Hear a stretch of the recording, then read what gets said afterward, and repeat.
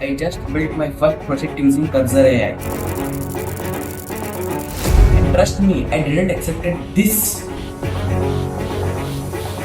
An entire online printing platform, generated, coded, and even debugged by AI. And the craziest part, some error popped up, but Cursor AI fixed them all by itself. How is this even possible? Let's dive in.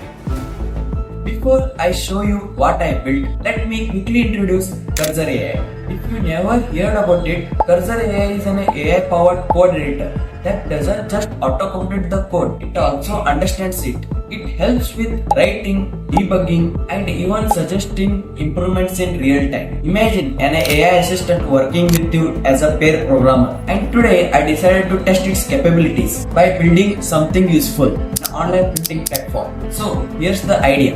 A web platform where customer can upload a document, select printing preference and pay online. Meanwhile, shopkeeper can manage orders, verify payments, and prepare printing for pickup. Sounds ambitious, right? But I have a Cursor AI with my side, so I went all in. I started giving Cursor AI a simple prompt: create an online printing platform with authentication, file uploads, and payment integration. Cursor AI generated a structured Next.js and Node.js setup with authentication. It created a user role for customer and shopkeeper. I was like, okay, this is good. But what about backend? It seamlessly integrated Cloudinary for document upload and Stripes for payment within minutes. But I ignored it. The UI components are smooth and Bootstrap CSS made them responsive. At this point, I was getting impressed.